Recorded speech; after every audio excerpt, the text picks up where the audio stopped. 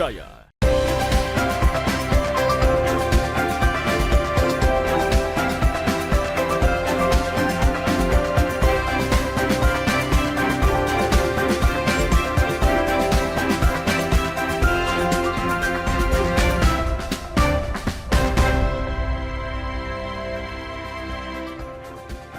Halo, selamat pagi saudara. Anda menyaksikan Sapa Sosial hanya di Kompas TV, independen terpercaya. Seperti biasa kami akan menghadirkan sejumlah informasi untuk menemani aktivitas pagi Anda hari ini. Saudara, penyakit monkeypox atau lebih dikenal dengan sebutan cacar monyet beberapa tahun lalu pernah mewabah dan ditetapkan sebagai darurat kesehatan global. Cacar monyet memang menjadi momok menakutkan yang bisa menyerang siapa saja. Penting untuk mengetahui tentang proses penyebaran penyakit ini. Lantas apa yang jadi penyebab cacar monyet dan bagaimana penanganan pasien penderita cacar monyet ini? Hal ini kita akan bahas bersama praktisi kesehatan dari Primai Hospital Hertasning, Dr. Ariantin Ulfa Saidcullah. Selamat pagi, dokter. Pagi. Apa kabar? Alhamdulillah. Alhamdulillah. Gimana sehat. kabarnya? Alhamdulillah sehat juga, terima kasih. Iya. Dokter, kalau kita berbicara soal monkeypox, ini kan sebenarnya kalau kita lihat sejarahnya, ini kan pernah ditetapkan nih oleh Kesehatan Dunia bahwa merupakan penyakit yang berbahaya, yang menular seperti itu. Tapi kalau kita bisa mengulik sejarahnya, sebenarnya ini penyakit cacar monyet ini penyakit seperti apa, dokter? Iya, oke, makasih. Jadi memang akhir-akhir ini kita dikhawatirkan kembali ya dengan berita adanya virus baru, emerging disease yang baru. Sebenarnya baru juga sih tidak, karena ini penyakit sebenarnya sudah endemi di daerah Afrika Tengah dan Afrika Barat. Cuma memang dia di wilayah itu tok saja.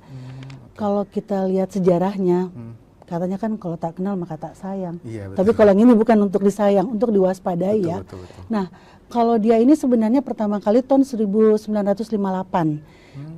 Ya, waktu itu ada 2 monyet yang terkena penyakit ini, monyet untuk penelitian. Kemudian makanya namanya monkeypox, virus yang dari monkeypox virus. Nah, kemudian pertama kali di manusia itu ditemukan di Kongo. Itu pada seorang anak kecil umur 9 bulan. Nah, akhirnya kemudian dia mewabah dan banyak ditemukan dan dia endemi di Afrika Tengah, Afrika Barat. Mei 2022 itu dia merebak, angkanya naik, tinggi, mewabah dan didapatkan di luar daerah yang biasanya bukan tempatnya.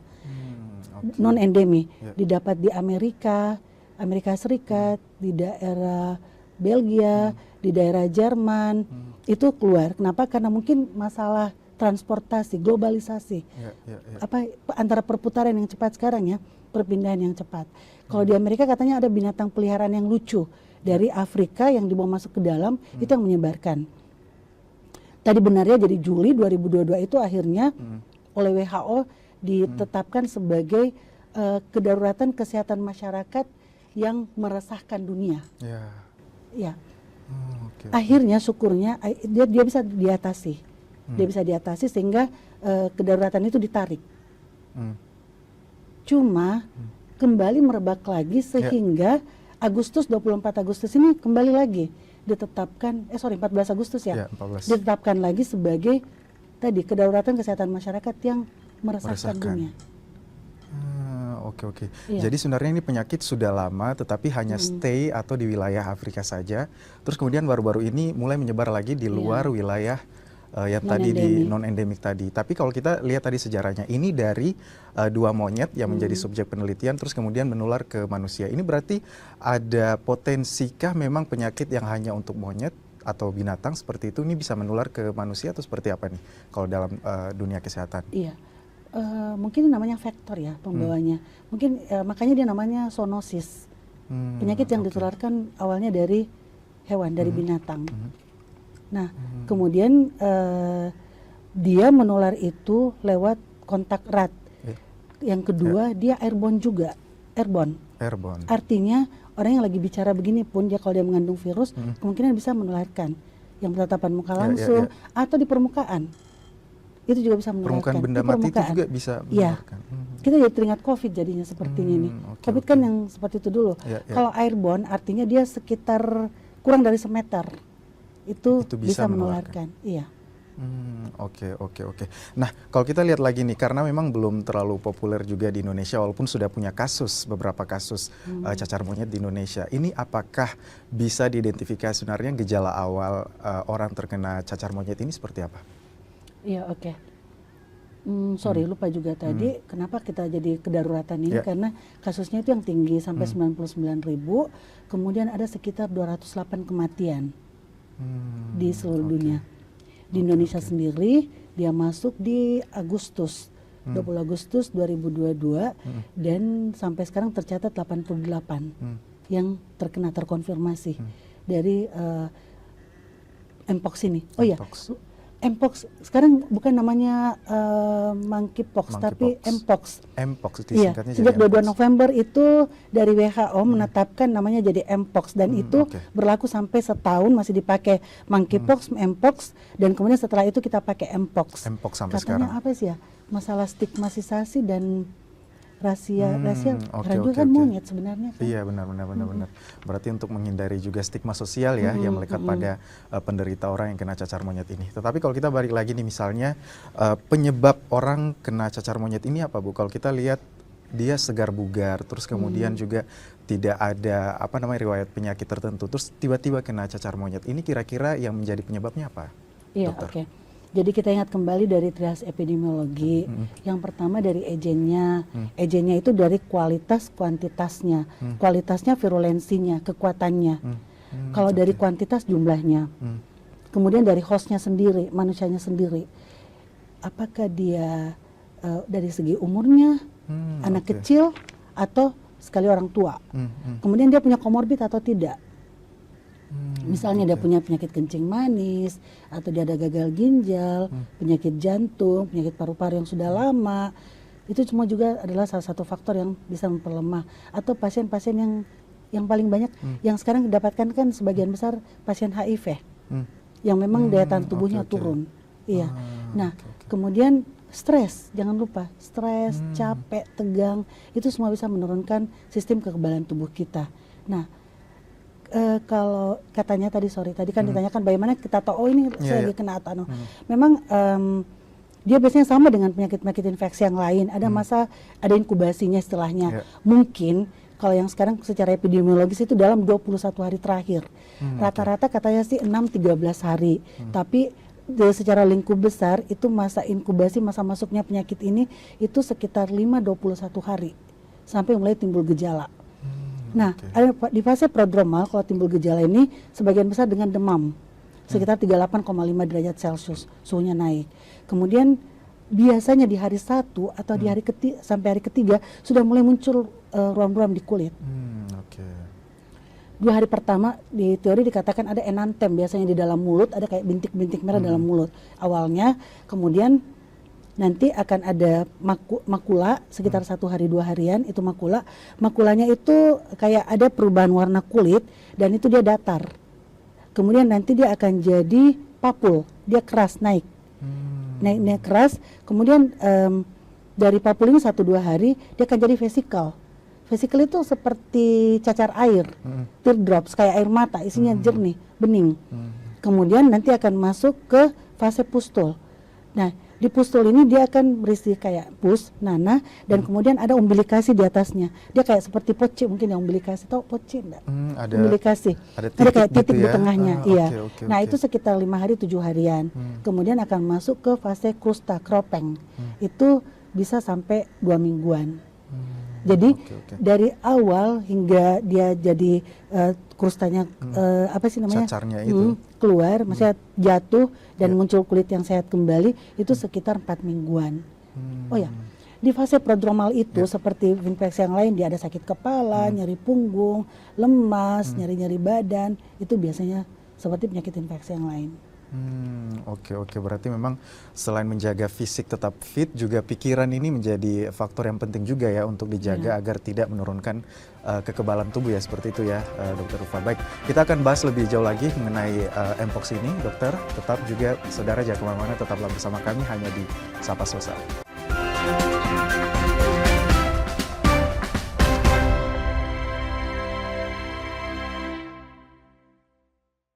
Saat menangkap, mengumpulkan, dan mengolah peristiwa. Menangani secara paksa oleh penyidik. Kami kerahkan upaya terbaik. Ketika menyampaikan berita serta informasi, kami tak sekadar menyapa. Ada referensi, aspirasi, juga inspirasi yang menjadi misi. Sapa Indonesia di Kompas TV. Independen, terpercaya.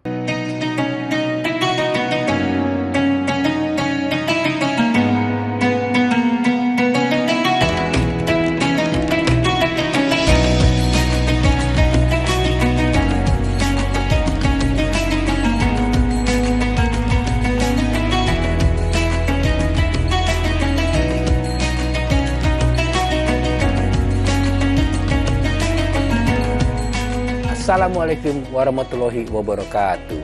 Setelah menjalankan ibadah puasa selama bulan Ramadan, kita sambut hari yang suci dengan penuh kebahagiaan.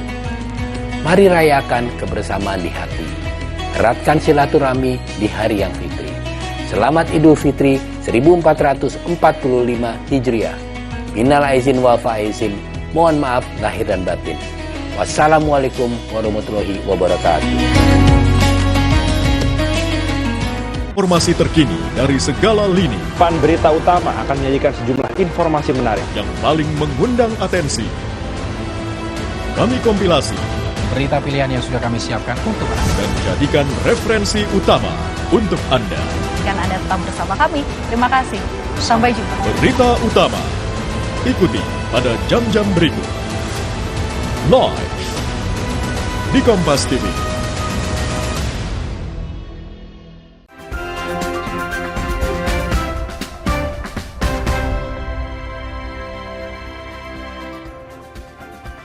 Ya, terima kasih saudara, Anda kembali bersama kami di Sapa Sosial, tentunya hanya di Kompas TV, independen terpercaya, dan juga masih bersama dengan Dr. Ulfa yang juga merupakan praktisi kesehatan dari Primaya Hospital Hertasning. Dokter, kalau kita berbicara tadi kan persoalan bagaimana penyakit ini kemudian hingga menjadi penyakit yang menular seperti itu. Ini berarti kita tidak, apakah ada perbedaan mendasar nih antara Mpox atau cacar monyet ini dengan cacar biasa? Ini seperti apa untuk bisa kita lihat gejala perbedaannya, dokter? Iya, oke. Jadi sebenarnya memang kadang-kadang kita maksudnya kita diferensial diagnosanya membedakan, oh ini sebenarnya Mpox atau cacar air ya. Yeah. Nah, dia satu keluarga juga, tapi dia lebih dekat kekerabatannya sama si variola yang lalu, yang smallpox, yang sebenarnya sudah dieradikasi. Ingat nggak, terakhir itu tahun 1980, itu kan masih ada yang vaksin tahun 70-an itu, sebelum terakhir 1980-an. Makanya katanya kemungkinan besar yang kena Mpox ini kebanyakan besar usia muda, usia produktif. 18, 20, 30, 40-an tahun. Kenapa? Karena kemungkinan yang sudah mendapatkan vaksin variola sebelumnya, smallpox sebelumnya, itu juga memberikan perlindungan untuk si Mpox ini. Nah, kalau kita lihat dari gejala klinisnya juga mirip dengan varicella itu. Si cacar air ya. Kalau cacar air itu dia sentripetal, biasanya dia mulai dari daerah muka juga atau dari belakang dan dia nyebar ke seluruh badan. Iya. Kalau dia cacar air, biasanya dia ada demam dulu, kemudian dia muncul rom-rom di kulitnya, dia mulai dari papul, kemudian dia akan muncul vesikel, kemudian dia akan menghitam. Nah, antara yang mulainya muncul si papul, vesikel, kemudian ada yang menghitam ini, itu biasanya khas dia. Kita lihat, kalau kita lihat, ini baru hari pertama dia muncul ada papulnya. Hari kedua dia sudah mulai ada yang air mata, teardrops. Hari ketiga sudah mulai ada yang hitam, masih ada yang muncul lagi yang baru, yang si papul. Jadi ada banyak polimorfik, banyak gambaran-gambaran yang muncul. Jadi ada yang sudah mulai hitam, ada yang baru muncul. Kalau dia si Mpox ini tadi, dia agak lebih mengerikan penampakannya, tanda kutip, tanda seru, tanda kurung, karena sama juga dia demamnya biasanya 38,5. Kalau si varicella biasanya demamnya lebih tinggi. Kemudian yang kedua, dia mulai dengan makul. Sebenarnya enantom, tapi banyak yang tidak bisa dapat karena dia di daerah mulut biasanya. Kemudian dia muncul makulanya 1 hari 2 hari, ada tahap-tahapnya. Yang keduanya 1 hari 2 hari lagi papulnya, 1-2 hari lagi muncul lagi si vesikel, 1-2 hari lagi muncul pustul, kemudian masuk ke kropeng dan agak lebih dramatis tampakannya. Makanya saya bilang tadi kalau ada gambar lebih enak. Kalau kayak gini kan orang, aduh kayak gimana ya, maksudnya kayak bisa terjemahan bebas itu bayangkannya. Tapi kalau kita lihat gambarnya kita tidak akan lupa seperti itu. Nah, kemudian kalau dia biasanya itu dia muncul limfadenopati, ada pembesaran kelenjar, mungkin di leher atau mungkin di ketiak atau mungkin di lipatan paha, di selangkangan. Dia khasnya si mpox ini, ada pembesaran kelenjar limfanya. Kalau cacar air biasa berarti tidak ada ya? Iya. Dan dia sebenarnya juga sih dia mulai berubah ya.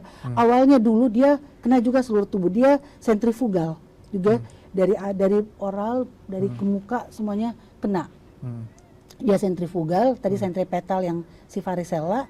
Kemudian yang kedua, dia dulu penuh badannya, dia banyak. Kalau sekarang dia sedikit-sedikit. Yang ketiga, dulunya dia monomorfik. Artinya dia bersamaan semua muncul-muncul gejala-gejala yang makula, si papul, itu bersamaan semua. Kita tadi ingat kalau cacar itu khas. Kalau mulai ada yang hitam, oh ini hari ketiga nih. Kita langsung bisa langsung identifikasi. Ini sekarang itu dia juga sudah mulai ada yang baru muncul, ada yang sudah sementara. Tapi sebagian besar sih lebih ke seragam dibandingkan berarti sekarang ada perubahan kemunculan ya di penyakit ini. Tetapi kalau kita lihat lagi nih, apakah memang penyakit ini juga punya tingkat keparahan, dokter? Dari misalnya mpox ini masuk mpox ringan nih, atau ini masuk mpox tingkat parah, atau adakah kasus kematian dari penyakit ini? Iya. Nah, tadi saya lanjut, kalau mpox itu biasanya dia kena telapak tangan juga.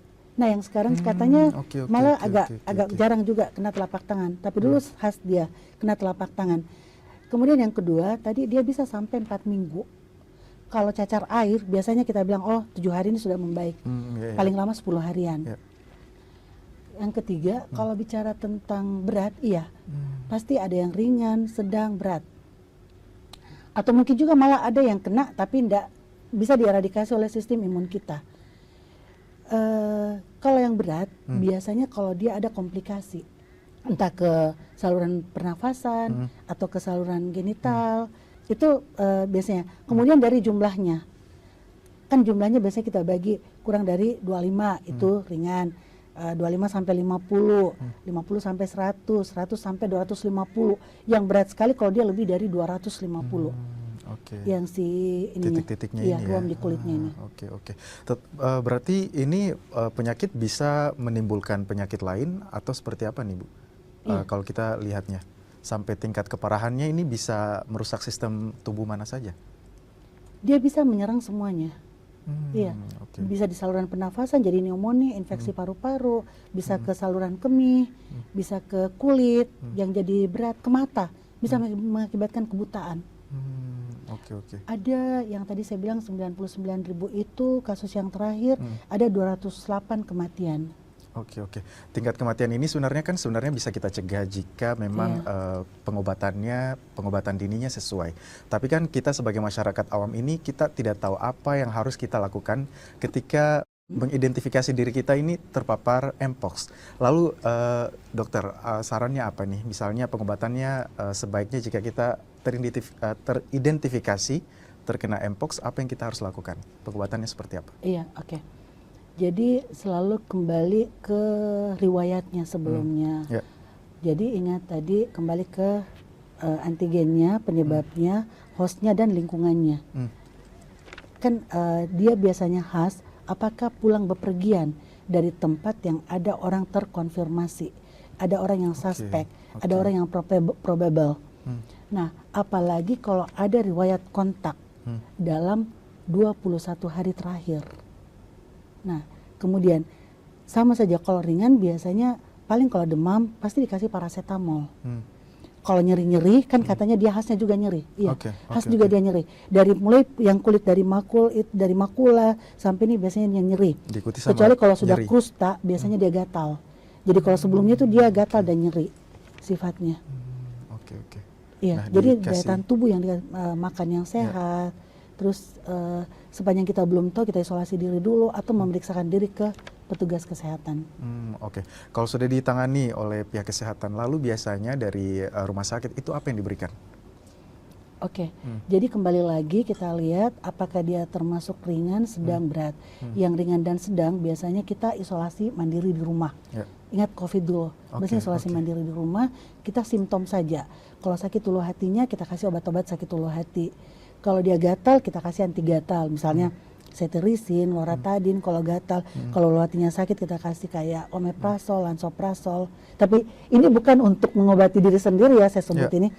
Kalau sakit-sakit badan dikasih obat sakit badan sesuai dengan gejala yang muncul. Anjuran dokter juga penting.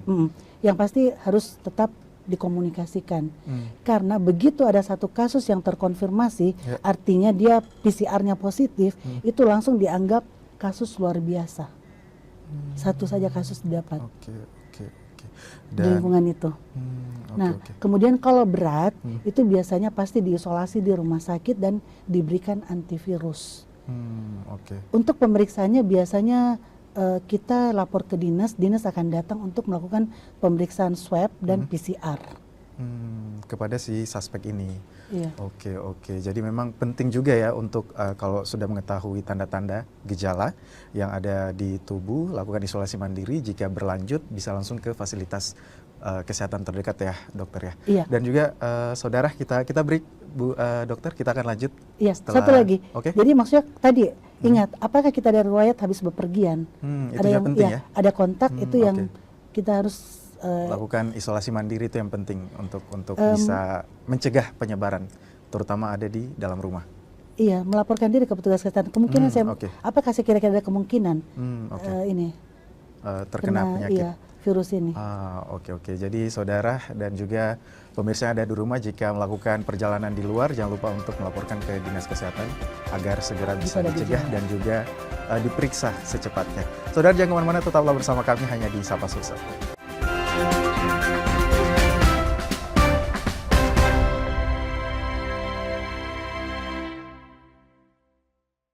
Sejarah mencatat bangsa ini berdiri di atas persatuan. Maka kita pun paham perbedaan takkan mampu membuat bangsa ini tercerai-berai. 13 tahun kami semakin yakin. Dengan independensi kami akan terus dipercaya sebagai referensi yang mampu melintasi keragaman, mempererat kebersamaan, menjaga Indonesia bersatu. Peristiwa demi peristiwa selalu terjadi dan terus berkembang sepanjang hari. Saat Anda membutuhkan informasi dengan perkembangan berita mutakhir, jadikan kami mata dan telinga Anda untuk berbagai aktualita terkini. Sambut kami sebagai referensi. Ikuti semuanya di Kompas TV, independen, terpercaya.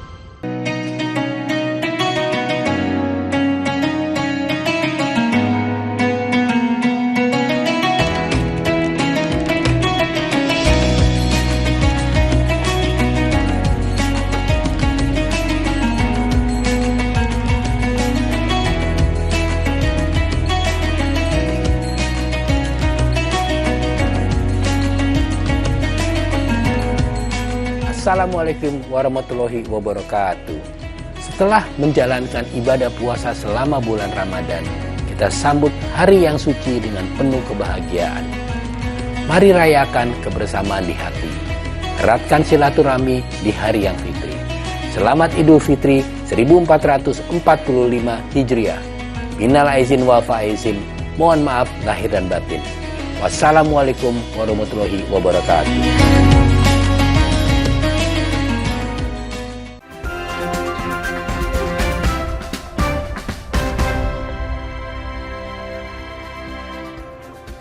Ya saudara, ada kembali bersama kami di Sapa Sosial, tentunya hanya di Kompas TV, independen terpercaya. Juga masih bersama narasumber kita, ini ada praktisi kesehatan, spesialis penyakit dalam, Dr. Ariantin Ulfah. Dokter, kalau kita berbicara mengenai cacar monyet, tadi kan kita sudah berbicara secara global nih. Tapi kalau kita melihat kasus perkembangannya di Indonesia ini seperti apa, khususnya yang ada di Makassar, Sulawesi Selatan. Dokter, silakan. Iya, kalau di Makassar sempat ada suspek ya. Jadi ada kasus yang sempat bikin heboh waktu itu di Rumah Sakit Labuang Baji. Sampai-sampai teman saya dari daerah juga sempat nelpon, katanya ada kasus ya, Mpoxnya sudah masuk. Artinya kan kalau sudah masuk di Makassar, itu betul-betul kita butuh kehati-hatian yang amat sangat tinggi. Kemudian ada kasus yang dilaporkan juga di Ibnu Sina dan di Rumah Sakit Unhas. Tapi alhamdulillah negatif hasilnya. Itu ternyata varicella, diperiksa, cacar air biasa. Oke. Tapi kalau kita berbicara ini kan penularannya tadi Ibu dokter bilang bahwa dari udara ini bisa menular. Ada juga nih yang bilang ini fakta atau mitos, mungkin bisa langsung diklarifikasi sama dokter, bahwa air yang ada di kulit-kulit penyakit orang yang menderita Mpox ini juga bisa menularkan. Jikalau misalnya kena pecah terus kemudian kecipratan, itu apakah bisa langsung orang yang kena ini juga dianggap suspek atau seperti apa nih dokter? Iya, bisa. Jadi memang kalau dia kan menular lewat kontak erat, apalagi kalau kena yang kayak cairan, kalau sudah ada cairan kayak vesikel, sama cacar air juga kan. Dia bisa menular kalau ada yang, bahkan yang keropengnya pun itu bisa menularkan. Oke. Nah untuk pengobatannya misalnya di Indonesia khususnya ada di Kota Makassar, apakah sudah ada vaksin khusus Mpox ini atau seperti apa nih? Iya, jadi ada 2 jenis vaksin daripada Mpox ini, tapi itu masih sangat terbatas. Yang ada 2 jenis untuk pemberiannya, yang yang primer, yang artinya dia sebelum terpapar, tapi dia punya kemungkinan tinggi. Misalnya tadi kan kita lihat yang dari 88 orang ini, ternyata sebagian besar itu LSL. LSL yang lelaki seks lelaki suka lelaki. Kemudian ada setengahnya itu 46% itu HIV. Terkonfirmasi. Kemudian yang dari LSL ini juga sisanya itu 1 yang tidak diketahui, yang 20-an sekian persen itu biseksual. Misalnya Mpox ini apa sih yang harus dilakukan kalau misalnya pemerintah tadi sudah tetapkan ini berbahaya, kemudian setiap rumah sakit kan pasti punya standar untuk pengobatan. Kalau di Primaya Hospital Tirtas ini sendiri seperti apa prosedur pengobatannya untuk Mpox ini? Iya. Jadi yang pasti semua rumah sakit memang harus siaga untuk menghadapi emerging atau re-emerging disease ini. Itu sudah pasti ke setiap rumah sakit ditekankan. Dari Kemenkes sendiri sudah ada pedoman tentang penyakit Mpox ini. Dan pedoman ini kita bisa klik, maksudnya misalnya ada kasus yang terkonfirmasi atau kita mau tahu bagaimana gejalanya, tapi kita tinggal klik, itu sudah muncul. Sudah ada update-nya seperti dan itu. kita bisa langsung terkonek dengan pusat. Seperti itu. Yang kemudian yang kedua, apabila ada pasien yang dicurigai seperti itu, maka petugas kesehatan akan melakukan juga sebelum kita menolong atau memeriksa, akan memakai perlindungan diri dulu. Biasanya APD gaun. Gaun, masker respiratorius, dan memakai Google kacamata. Dan biasanya pasiennya, kita kan tadi sudah dikatakan ada yang ringan, sedang, berat. Itu biasanya yang berat itu akan masuk ke ruang isolasi dan diberikan antivirus. Dilaporkan dari dinas akan memberikan antivirusnya. Jadi belum ada rumah sakit sekarang yang siap antivirusnya. Kalau kasus ada seperti ini kita akan laporkan, diperiksa dulu kan. Tadi saya bilang dilakukan pemeriksaan lab, kalau sudah terkonfirmasi diberikan antivirusnya. Berarti ini antivirusnya harus ada hasil positif dulu ya dari pemeriksaan lab ini. Berapa hari nih harus diketahui hasil labnya? Apakah main jam atau hari atau seperti apa? Iya, kalau pemeriksaan serologis sebenarnya dia cepat ya. Kalau dia yang probable, serologis IgM-nya itu kita dapat ada antibody yang terbentuk, ini positif. Itu biasanya cepat langsung biasanya kalau yang seperti ini. Yang biasanya butuh waktu PCR. PCR biasanya yang butuh waktu. Tapi kalau lengkap biasanya sih dalam hari itu kita bisa dapat hasilnya. Dulu mungkin kalau kayak COVID, ingat kan dulu COVID biasa kan dulu masih zaman yang dikirim. Kalau sekarang sudah ada alat-alatnya di yang yang laboratorium Dinkes di sini.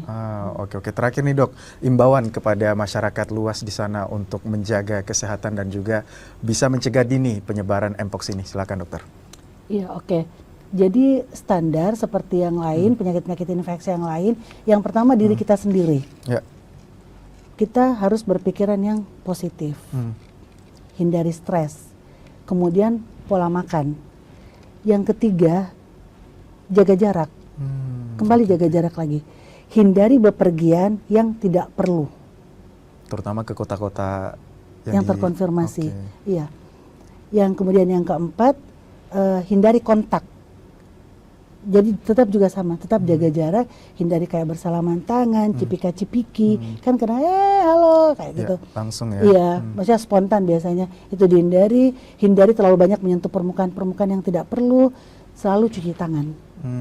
Baik. Kalau keluar rumah pakai masker kembali. Pakai masker ini masih penting ya diterapkan Masih sampai penting, ya. sekarang, apalagi penyebaran Mpox ini masih dianggap menyebar begitu di beberapa kota di Indonesia. Semoga Makassar dan Sulawesi Selatan terhindar ya dokter dari penyakit Mpox ini. Amin. Terutama bagi kita untuk bisa menjaga diri, juga pikiran, dan juga bisa jika baru keluar rumah. Terima kasih lagi Dr. Ariantin Ulfasaid Chula, SPPD KPTI, spesialis penyakit dalam, dan juga praktisi kesehatan dari Primaya Hospital Hertasning sudah hadir di tengah-tengah kita untuk memberikan beberapa tips dan juga pengenalan terhadap penyakit Mpox ini. Terima kasih sekali lagi dokter. Terima kasih, semoga sekali sehat selalu.